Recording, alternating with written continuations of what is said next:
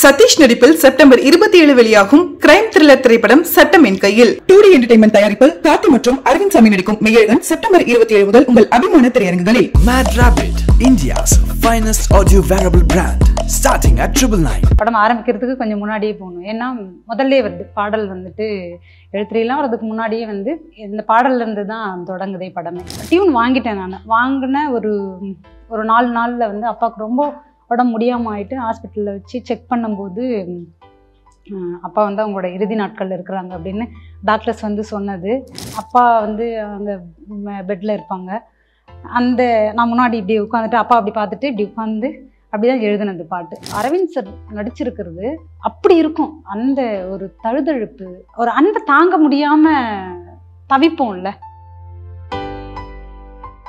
Tune பயங்கரமாக ஒரு பெயினை வந்து கொடுத்தது. நம்மளுடைய உறவுகள், நம்மளோட மண்ணை இதெல்லாம் பிரிஞ்சு போனவங்களோட ஒரு வழியாக தான் நான் இதை பண்ணணும் அப்படின்னு சொல்லி நினச்சது. அப்படி தான் பண்ணதும் கூட. இன்று போகிறேன் என்று மீளுவேன், இந்த வாசலை வந்து சேருவேன் அப்படின்னு சொல்லி இருக்கும். அந்த இடம் வந்து அது ரொம்ப பயங்கரமான ஒரு இடமா நான் ஃபீல் பண்ணது. இந்த உலகத்தில் வந்து மேல் கீழ் என்ன, நிறங்கள் என்ன, எந்த வேறுபாடுமே இல்லாமல் அன்பு செலுத்துதல், இதை தான் முதன்மைப்படுத்துது மெய்யழகன். அதுதான் அந்த மெய்யழகன் அப்படின்னு மெய்யே வந்து அதுதான். இந்த இறுதியாக நீங்கள் பார்த்தீங்கன்னா போய் வான்னு சொல்லியிருக்கும். அந்த போய் வான்னு கமல் சாரோட அந்த குரலை வந்து கேட்கும்போது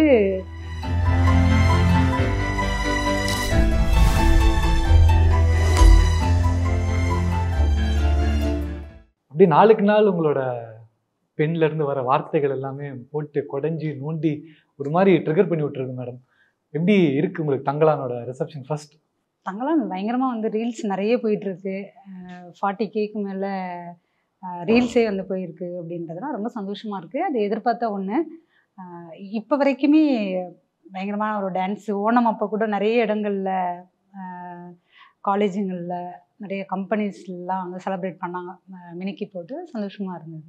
அண்ட் இங்கே மெய்யழகன் வரும்போது யாரோ சாங், அது கேட்கும்போது ஒரு மாதிரி படம் ஒன்று பார்க்கல, ஆனால் ஒரு இன்டென்ஸாக அது நமக்கு என்ன ஒரு ஃபீலிங் கடத்த போகுதுன்ற வரைக்குமே அந்த வார்த்தைகள் உட்பட டியூன் உட்பட அவ்வளோ ஆப்டாக நமக்கு புரிய வருது.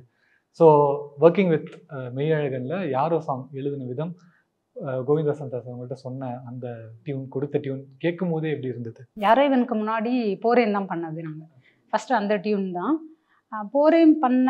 அந்த சிச்சுவேஷன் பார்த்தீங்கன்னா உண்மையில் நீங்கள் இன்னும் படம் பார்க்கலன்னு சொன்னீங்க. கண்டிப்பாக முதல்லே போயிடுங்க. அந்த படம் ஆரம்பிக்கிறதுக்கு கொஞ்சம் முன்னாடியே போகணும். ஏன்னா முதல்லே வருது பாடல் வந்துட்டு எழுத்துலாம் வரதுக்கு முன்னாடியே வந்து இந்த பாடல்லேருந்து தான் தொடங்குதே படமே. அதனால் போரேன் தான் வந்து ஃபஸ்ட்டு நாங்கள் பண்ணது. நீங்கள் படம் பார்க்கும்போது அது நம்மளுடைய உறவுகள், நம்மளோட மண்ணை இதெல்லாம் பிரிஞ்சு போனவங்களோட ஒரு வழியாக தான் நான் இதை பண்ணணும் அப்படின்னு சொல்லி நினச்சது. அப்படி தான் பண்ணதும் கூட. ஆனால் எனக்கு வந்து நான் எழுதின அந்த சூழல், கதை ஒரு பக்கம், பிரேம் சார் சொன்னது அது ஒரு பக்கம், மியூசிக் ஒரு பக்கம். கோவிந்தோட நான் நிறைய படங்கள் பண்ணிகிட்ருக்கேன். 96 தான் எனக்கு ஃபஸ்ட்டு. கோவிந்துக்கும் அதுதான் ஃபஸ்ட்டு. முதல் படத்துலேயே நாங்கள் 3 பாடல் நான் எழுதினேன். அதை தொடர்ந்து வந்து கோவிந்தோட நிறைய படங்கள் நான் ஒர்க் பண்ணிகிட்ருக்கிறேன். இப்போ கடைசியாக வந்து ஹிட் ஆனது இதுக்கு மெய்யழகனுக்கு முன்னாடி வந்து ப்ளூ ஸ்டாரில், அதுக்கப்புறம் மெய்யழகன். டியூனே வந்து ரொம்ப வலியாக இருந்தது. அந்த டியூன் எனக்கு பாட்டு எழுதுறதுக்கு முன்னாடி டியூன் பயங்கரமாக ஒரு பெயினை வந்து கொடுத்தது. அது பிரேம் சார்கிட்ட தான் கேட்கணும். அவர் எந்த மாதிரியாக வந்து பிரேம் சார் எப்படி கோவிந்துக்கு அதை புரிய வச்சாரு அப்படின்னு சொல்லி தான், அதான் ஒரு ஆச்சரியமே. ஏன்னா அவங்க 2 பேருக்குமே பயங்கரமான ஒரு சிங்க் வந்து இருக்கும். அந்த விதமாக தான் 96ம் சரி, இப்போ போரேனும் அப்படி தான் வந்து கிடச்சிது.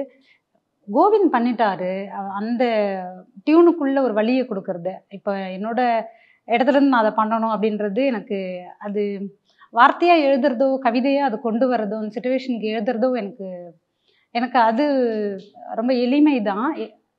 அந்தளவுக்கு எனக்கு சிரமம்லாம் இல்லை. ஆனால் நான் எழுதின அந்த சூழல் வந்து எனக்கு ரொம்ப வலியானதாக இருந்தது. ஏன்னா எங்கள் அப்பாவுக்கு வந்து ரொம்ப உடம்பு முடியும். திடீர்னு வந்து அப்பா டயக்னோஸ் பண்ணி பார்க்கும்போது அவங்களுக்கு வந்து அவங்களுடைய இறுதி காலங்களில் வந்து அந்த நாட்களில் வந்து இருக்கிறாங்க அப்படின்றது வந்து மருத்துவர்கள்லாம் சொன்னதுக்கப்புறம் டியூன் வாங்கிட்டேன். நான் வாங்கின ஒரு 4 நாளில் வந்து அப்பாவுக்கு ரொம்ப உடம்பு முடியாமல் ஆகிட்டு ஹாஸ்பிட்டலில் வச்சு செக் பண்ணும்போது அப்பா வந்து அவங்களோட இறுதி நாட்கள் இருக்கிறாங்க அப்படின்னு டாக்டர்ஸ் வந்து சொன்னது. அதுதான் அந்த ஒரு அதை வந்து எங்களுக்கே வந்து அது அதிர்ச்சி. அப்போது நல்லா இருந்தாங்க அப்பா, நல்லா பேசிட்டு தான் இருக்கிறாங்க, அப்போ வரைக்குமே பேசிட்டு தான் இருக்கிறாங்க. இந்த இந்த இடத்துலேருந்து எனக்கு தான் வந்து இதை நான் எப்படி பண்ண போகிறேன் அப்படின்னு சொல்லியிருந்தது. நான் பாட்டு எழுதவே இல்லை, பாட்டுக்குள்ளவே நான் போகவே இல்லை. பிரேம் சார்கிட்டே இதை நான் சொல்லலை. ஏன்னா டாக்டருங்க சொன்னதுலேருந்தே எனக்கு அதுலேருந்து நான் மீண்டு வராமல் இருந்தேன். அதுக்கப்புறம் வேறு வழி இல்லை அப்படின்னு சொல்லி ஓகே நான் என்ன சமாதானப்படுத்தி, ஏன்னா நாம் வந்து தமிழ் இலக்கியங்கள் சொல்லி கொடுத்தது தான், நிலையாமை அப்படின்றதையும் நம்ம கடந்து தான் ஆகும். நாமளும் அந்த நிலைக்கு போகக்கூடிய இந்த உலகத்தில் பிறந்த எல்லா உயிர்களுமே வந்து இன்னொன்னா மாறதான் போகுது அப்படின்றத வந்து நான் ஏற்றுக்கிறதுக்கு, ஏன்னா இலக்கியம் படித்து தமிழ் அறங்களை வந்து நம்ம படித்து இருந்தும் கூட, பௌத்தம் புரிஞ்சு இது எல்லாமே தெரிஞ்சும் கூட எனக்கு அந்த இடத்த கடந்து வர்றது ரொம்ப சிரமமாக இருந்தது. இன்னொன்று நான் அப்பா பொண்ணு அப்படின்றது, இந்த இடத்துக்கு வந்ததுக்கெல்லாம் காரணம் என் அப்பா அப்படின்றது, இது எல்லாமே எனக்கு முன்னாடி ஓடிட்டே இருந்தது. அப்போது இந்த பாட்டுக்குள்ளே, இந்த சிச்சுவேஷனுக்குள்ளே நான் போகிறது எனக்கு வந்து கஷ்டமாக இருந்தது.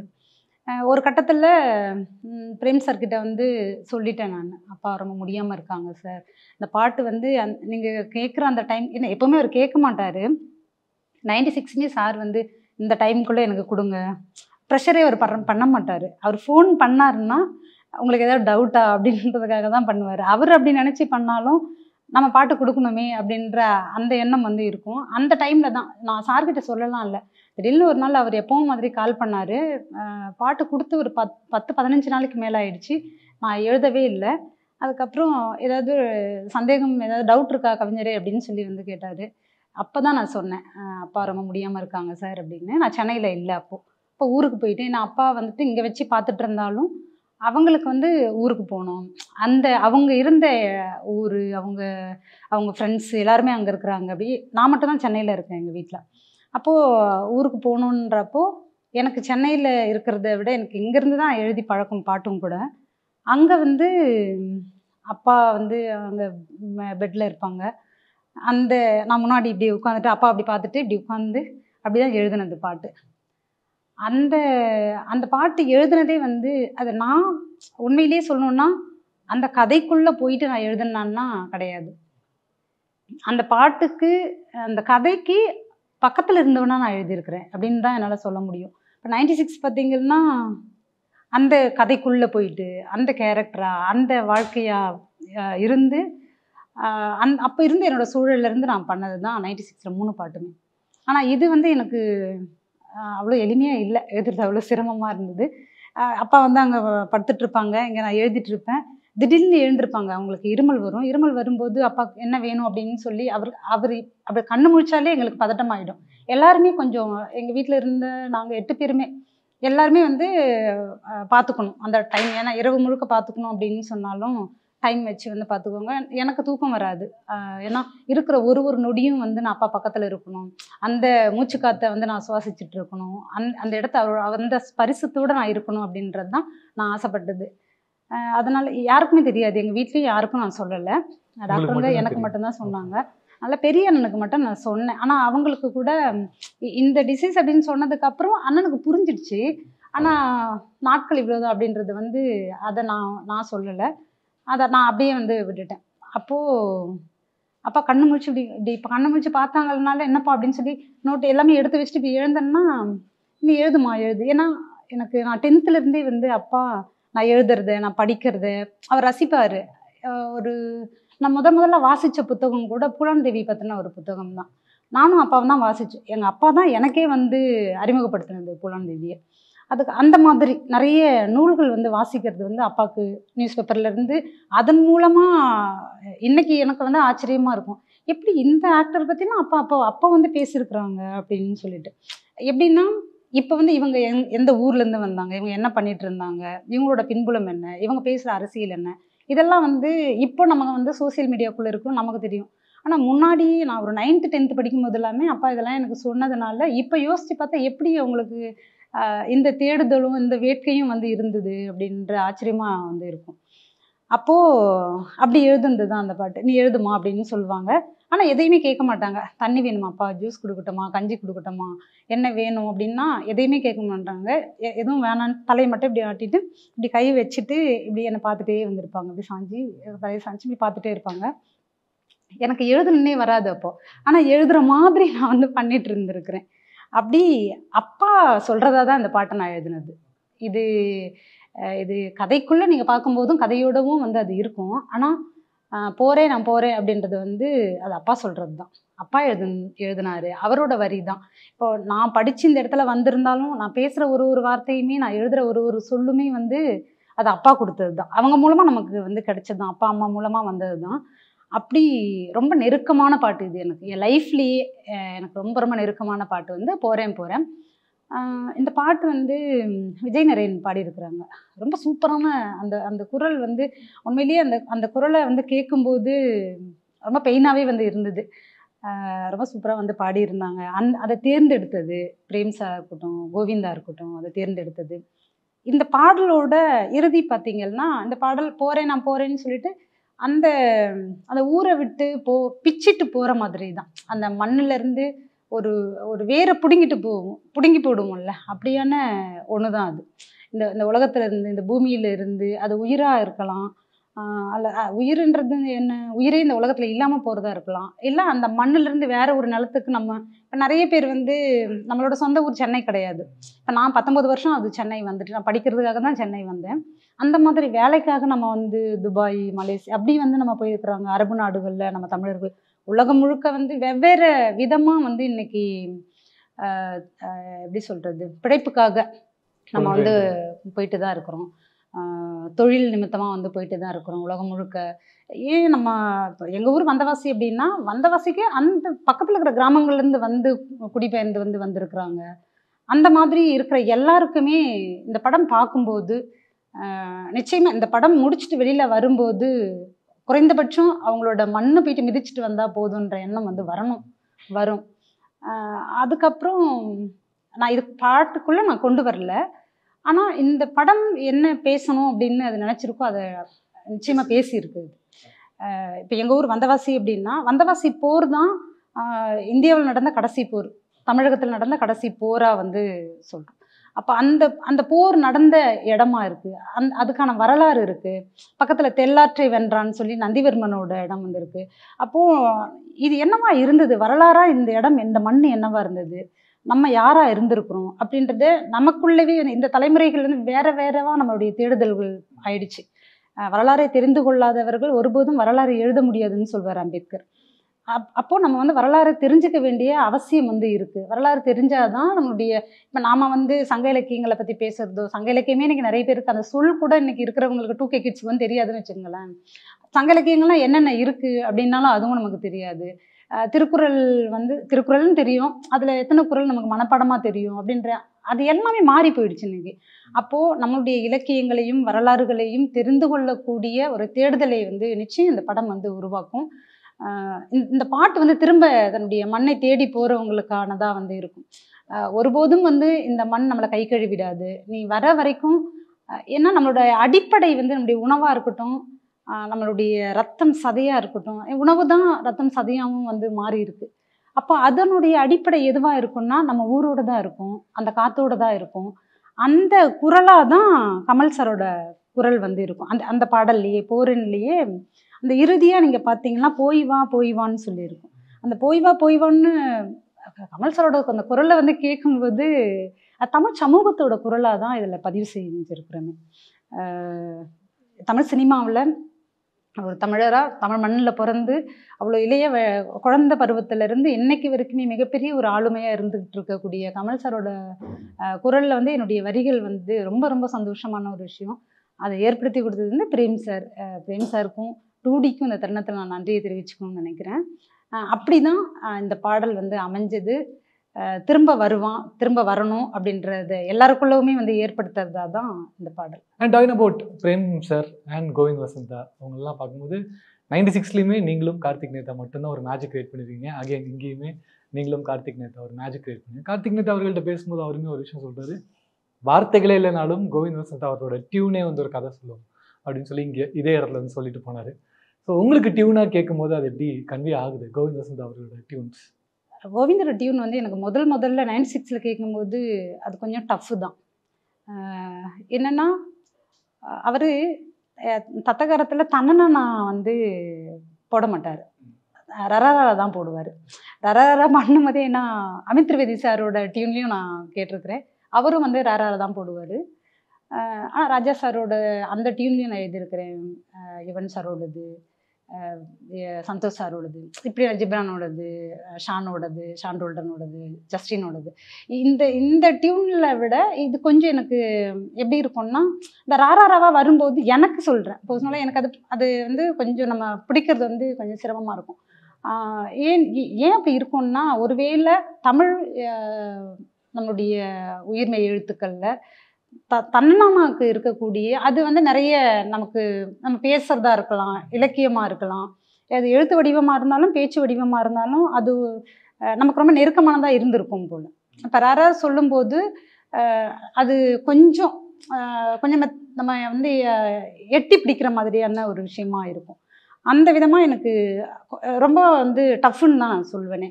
ஏன்னா அவரோட டியூன் ரொம்ப அழகான, கார்த்திக் நேதா சொன்னது கரெக்டு, அது ஒரு கதையை சொல்லும். ஆனால் அந்த கதைக்குள்ள நான் என்ன நான் சொல்லணும் அப்படின்றது ஒரு சவால் தான். ஆனால் ரொம்ப அழகாக இருக்கும் அது எழுதி முடிக்கும். அதுதான் ஒரு பாடலாசிரியருக்கு வேணுமே. பாடலாசிரியன்றதை தாண்டி ஒரு கவிஞருக்கு வந்து அந்த இடம் ரொம்ப நெருக்கமாயிடும். நம்ம வந்து கதைகளையோ கவிதைகளையோ எழுதும்போது அதுக்குள்ளே வந்து ஒரு விஷயத்தை நம்ம பேசுவோம், ஒரு கண்டென்ட் வந்து நம்ம வைப்போம்ல, அது வந்து டியூனுக்குள்ளே இருக்கணும். அது டியூனுக்குள்ளே இருந்தால் தான் ரொம்ப எளிமையாக அதுக்குள்ளே நம்ம கதையை சொல்ல முடியும், கவிதையை சொல்ல முடியும், உவமையை சொல்ல முடியும்.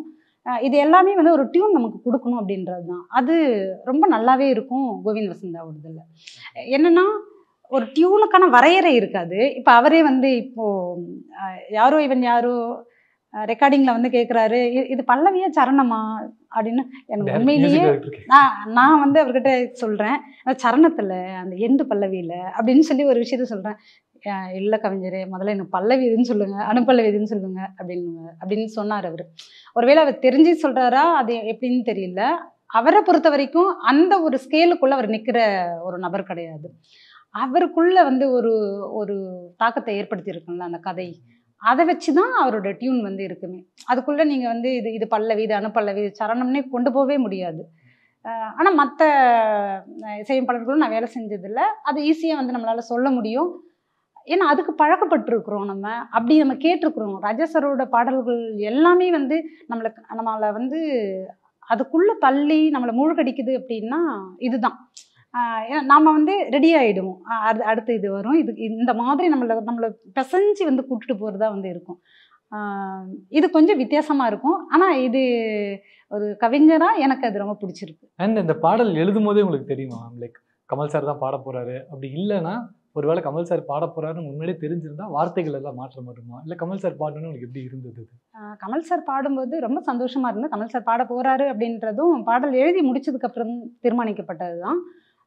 கமல் சார் அவர் தான் பாட போகிறாரு அப்படின்னு நாங்கள் தீர்மானிக்கவே இல்லை.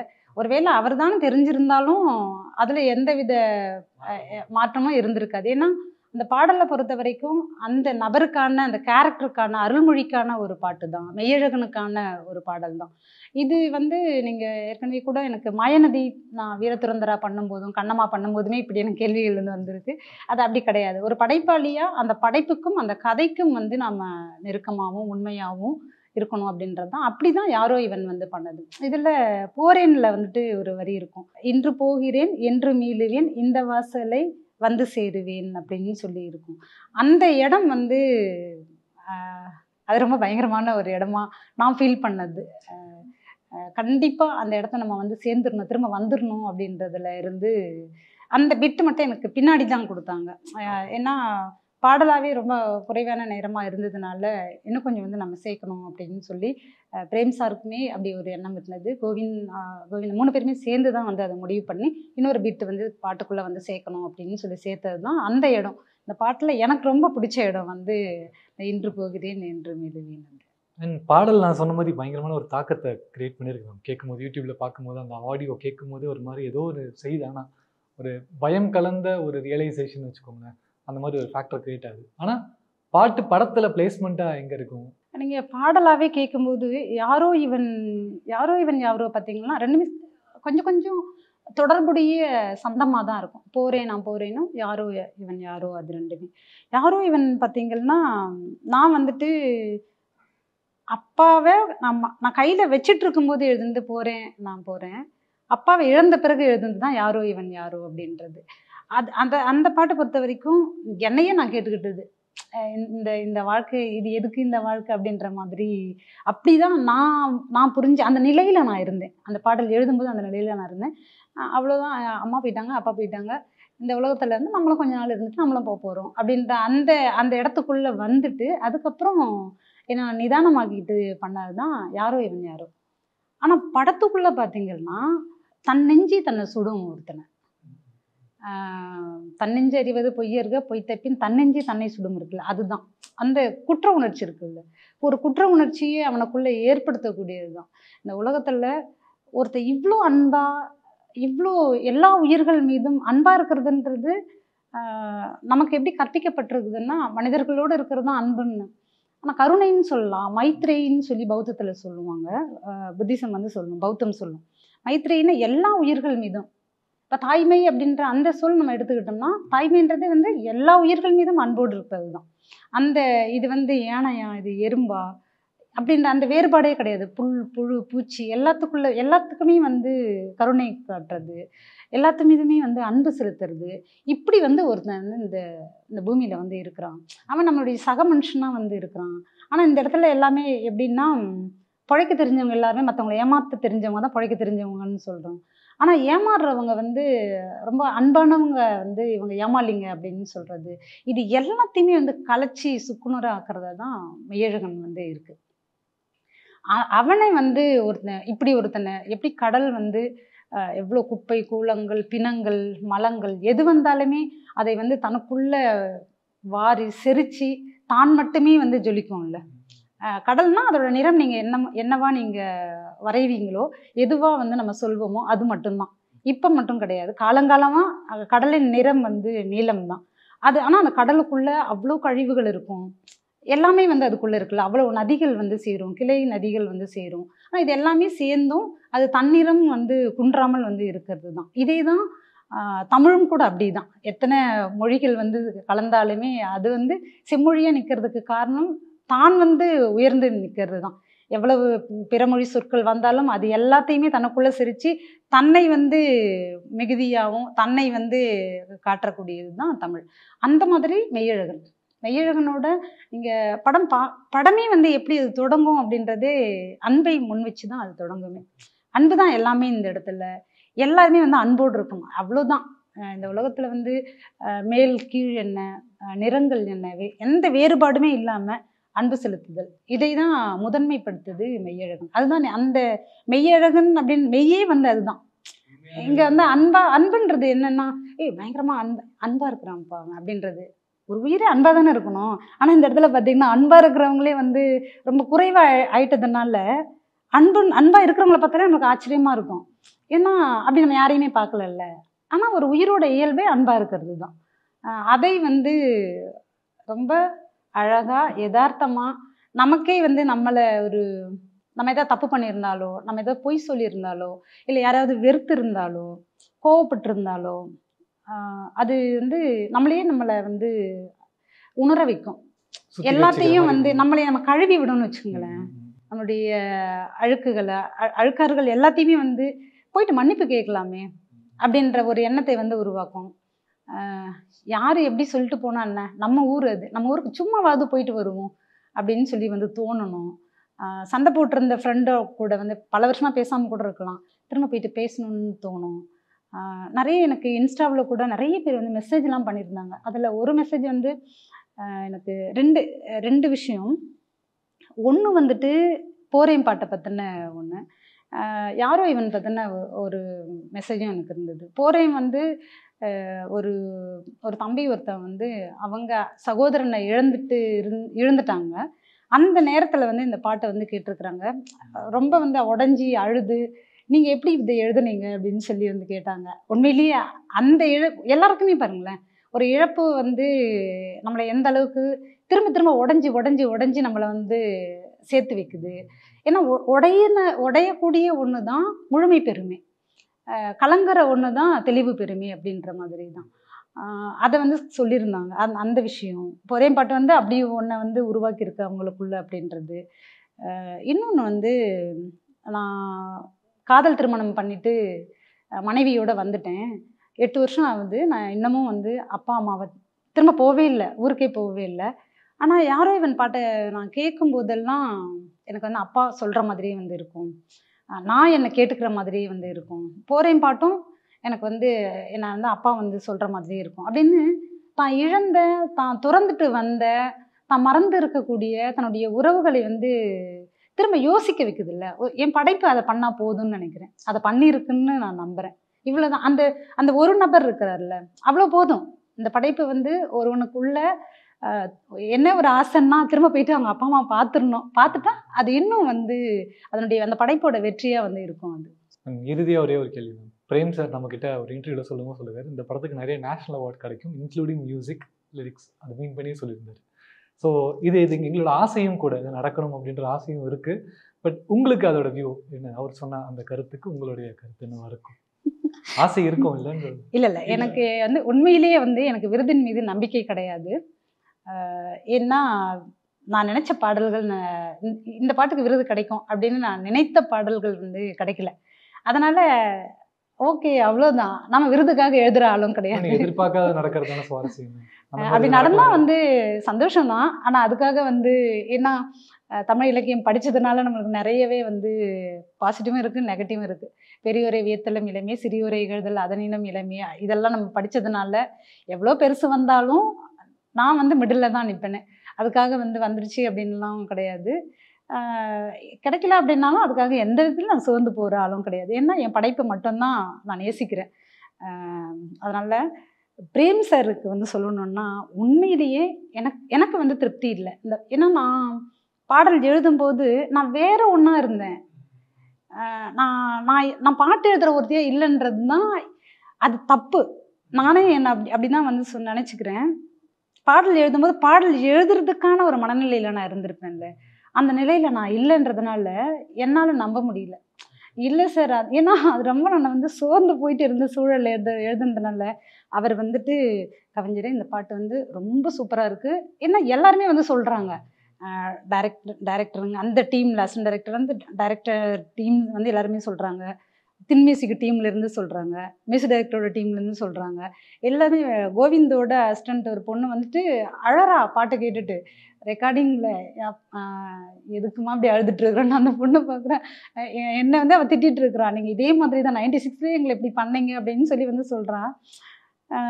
ஆனால் எனக்கு வந்து ஒரு திருப்தி இல்லைன்ற மாதிரி நானே அப்படி முடிவு பண்ணிட்டேன். ஆனால் பிரேம் சார் என்னை எவ்வளோ சொல்கிறாரு, நல்லா இருக்குது நம்புங்க, பாருங்கள் இவங்க சொல்கிறாங்க, நான் சொன்னால் நான் நம்ம கவிஞர்னு சொல்வேன்னு நினைப்பீங்க, இங்கே பாருங்கள் அவங்க சொல்கிறாங்க, கார்த்திக் நிதா சொல்கிறாங்க, எல்லாருமே சொன்னாலும் என்னால் திருப்தி அடையவே முடியல. ஆனால் எப்போ வந்து நான் வந்து சரிதான் அப்படின்னு என்னையே நான் வந்து சமாதானப்படுத்துனேன்னா கமல் சார் பாடும்போது தான். அந்த அந்த அந்த வார்த்தை வந்து அது மெருகேறினது, அந்த வார்த்தை அதுவாக மாறினதுக்கான அர்த்தமே கமல் சார் பாடும்போது தான். அப்போ தான் நான் வந்து ஓகே ரைட், சரியாக தான் வந்திருக்கு பாட்டு அப்படின்னு என்னை நான் வந்து திருப்திப்படுத்திக்கினது. இன்னும் கூடுதலாக அது ட்ரெய்லர்லேயும் வந்துச்சு. ட்ரெய்லரில் வரும்போது அது கூடுதலான நமக்குள்ள ஒரு வலியையும் ஒரு எதிர்பார்ப்பையும் ஏக்கத்தையும் ஒரு கழிவிறக்கத்தையும் வந்து அந்த பாடல் ஏற்படுத்தியிருக்கு அப்படின்னு இப்போது எஸ்எஸ் மியூசிக் சார்பாக நான் மிகப்பெரிய நன்றியை தெரிவிச்சுக்கிறேன் பிரேம் சாருக்கு. ரொம்ப சாரி சார். ஆனால் சார் வந்து என்னை எவ்வளோ கன்வின்ஸ் பண்ணார், நீங்கள் வந்து அப்படி யோசிக்கக்கூடாது அப்படின்னு சொல்லிடலாம். அதுக்கப்புறமும் வந்து ஏன்னா நானும் கார்த்திக் நேத்தான் தான் பண்ணணும்னு முடிவானது. நான் ஸ்கிரிப்ட் படிக்கும்போது அதுக்கு அடுத்த பாடல்கள்லாம் என்னை பண்ணுறதுக்காக சார் பேசினார். நீங்கள் ஏன்னா முதல்லையே வந்து சொன்னார், நீங்கள் இந்த பாட்டெலாம் நீங்கள் பண்ணிவிடுங்க, இல்லை உங்களுக்கு என்னென்ன பாட்டுன்னு சொல்லுங்கள், நான் இந்த 2 பாட்டு உங்களுக்கு, மீதி என்னெல்லாம் உங்களுக்கு வேணும்னு சொல்லுங்கள். ஏன்னா எங்களுக்கு வந்து எங்கள் 4 பேருக்கு வந்து அந்த ஒரு ஒரு அன்பின் தமிழும் சேர்ந்த ஒரு நட்பு வந்து இருக்கும். பிரேம் சார், கோவிந்த், கார்த்திக், நேதா, நான் எங்கள் 4 பேருக்குமே. அப்போது நான் சொல்லிட்டேன் சார்கிட்ட, இதெல்லாம் வந்து இது ஓகே சார், இது நான் எனக்கு புதுசாக இருக்குது, இதை நான் பண்ணி பார்க்குறேன், ட்ரை பண்ணுறேன் அப்படின்லாம் சொன்னேன். ஆனால் சார் வந்து நான் என்னோட சூழல் புரிஞ்சுக்கிட்டு என்ன தொந்தரவு பண்ணக்கூடாது, நான் இன்னும் வந்து மீண்டு வரணும் அப்படின்னு சொல்லி யாரும் இவனே நான் பண்ண மாட்டேன்னு சொன்னேன் சார்கிட்ட. இல்லை சார் என்னால் பண்ண முடியாது சார் அப்படின்னு. ஏன்னா அதே டியூனு எனக்கு திரும்ப எழுதும்போதும் திரும்ப வந்து என்னோட பழைய நினைவுகளுக்குள்ளே நான் போயிடுறேன். எனக்கு வந்து என்னையே நான் கழிவிறக்கத்தோட பார்க்குற ஆளே கிடையாது. ஆனால் என்னை அப்படி பார்க்குறதுக்கு எனக்கு திரும்ப திரும்ப நான் மேலே வரணும் அப்படின்னு நினைக்கிறேன். வேணாம் சார் அப்படின்னு சொன்னதும், நீங்கள் தான் எழுதணும் இதை. இவ்வளோ ஸ்ட்ரிக்டாக அவர் சொல்லவே மாட்டார். நீங்கள் தான் எழுதணும், முதல்ல நீங்கள் இதை எழுதுனாதான் அதுலேருந்து நீங்கள் வெளில வருவீங்க, நீங்கள் தான் எழுதணும், வேறு வழியே கிடையாது கவிஞரே. மற்ற பாட்டெலாம் கூட விட்டுருங்க, நீங்கள் நான் அதை கூட புரிஞ்சுக்கிறேன், இந்த பாட்டு நீங்கள் தான் எழுதணும் அப்படின்னு சொன்னார். உண்மையிலேயே என்னுடைய இழப்புக்கு, என்னுடைய ஒரு மேலா துயரத்துக்கு வந்து அவர் ஒரு மருந்து வந்து போட்டிருக்கிறாரு அப்படின்னா கமல் சாரை வந்து அதுக்குள்ளே பாட வச்சது. அது வந்து ஒரு அபரிமிதமான அன்பின் மீது வந்து நிகழ்ந்த ஒரு அது வந்து பிரேம் சார் மட்டும்தான் பண்ண முடியும், வேற யாருமே பண்ண முடியாது. ஏன்னா அவரே வந்து பயங்கரமான ஒரு அன்பான ஒரு ஆள். அப்படிதான் யாரோ இவன் வந்து எனக்கு ரொம்ப ஸ்பெஷலாக கமல் சாரை வந்து பாட வச்சு ஒரு தமிழ் சமூகத்தோட குரலாக அதை மாற்றி இன்னைக்கு மிகப்பெரிய வெற்றி அடைஞ்சிருக்கு அந்த பாட்டு. நீங்கள் படம் பார்க்கும்போதும் அது பயங்கரமாக இருக்கும். அந்த இடம் வந்து அரவிந்த் சார் நடிச்சிருக்கிறது அப்படி இருக்கும். அந்த ஒரு தழுதழுப்பு, அந்த ஒருத்த வந்து ஒரு அன்பை தாங்க முடியாமல் தவிப்போம்ல, ஐயோ எனக்கு இவ்வளோ அன்பா, எனக்கு இது ஒரு கை கொள்ள முடியாத அன்பை கொடுத்தா நம்ம என்ன பண்ணுவோம். ஆனால் அவன் வந்து யதார்த்தமாக தான் வந்து ஒரு அன்பாவே உருவான ஒருத்தன் அன்பாக தான் இருப்பான். ஆனால் அதிலிருந்து தள்ளி இருக்கிற நமக்கு வந்து அன்பே வந்து புதுசாக இருக்கும். அதுவும் ஒரு அபரிமிதமான அன்பு வந்து தாங்கிக்கவே முடியாத ஒருத்தன் வந்து ஓடி வந்துட்டா எப்படி இருக்கும், இந்த அன்பு போதும்னு சொல்லிட்டு. ஆனால் நம்மளால் அங்கேருந்து வரவும் முடியாமல் இருக்கவும் முடியாமல் ஒரு நிலை இருக்கும்ல, ஒரு தடுமாற்றம் இருக்கும்ல. அந்த தடுமாற்றத்தை வந்து ரொம்ப அழகாக வந்து பண்ணியிருப்பார் அரவிந்த் சாரும் சரி. கார்த்திக் சாரோட ரோல் வந்து இந்த படத்தை கார்த்திக் சார் மட்டும்தான் பண்ணியிருக்க முடியும். அந்த முகபாவங்களாக இருக்கட்டும், அந்த வசனங்களை வந்து வெளிப்படுத்துறதா இருக்கட்டும், அந்த கேரக்டராகவே மாறி அதுதான் கார்த்திக் சார் மட்டும்தான் பண்ணியே இருக்க முடியும். பார்த்துட்டே இருக்கலாம் நம்ம திரையில், அப்படி ஒரு ஒரு ஒரு முகபாவங்கள் வந்து இருக்கும். அந்த விஷயம், அந்த ஊர், அந்த மண், அந்த வாசம், அந்த வரலாறு, அது எல்லாமும் வந்து ரொம்ப அழகாக வந்து அவர் வந்து பண்ணியிருப்பார். நேரத்திற்கும் சொன்ன அந்த விஷயங்களுக்கும் நன்றி. நன்றி. சதீஷ் நடிப்பில் செப்டம்பர் 27 வெளியாகும் கிரைம் த்ரில்லர் திரைப்படம் சட்டம் என் கையில். 2D என்டர்டைன்மெண்ட் தயாரிப்பில் கார்த்தி மற்றும் அரவிந்த் சாமி நடிக்கும் மெய்யழகன் செப்டம்பர் 27 முதல் உங்கள் அபிமான திரையரங்குகளில். Mad Rabbit, India's finest audio wearable brand, starting at 999.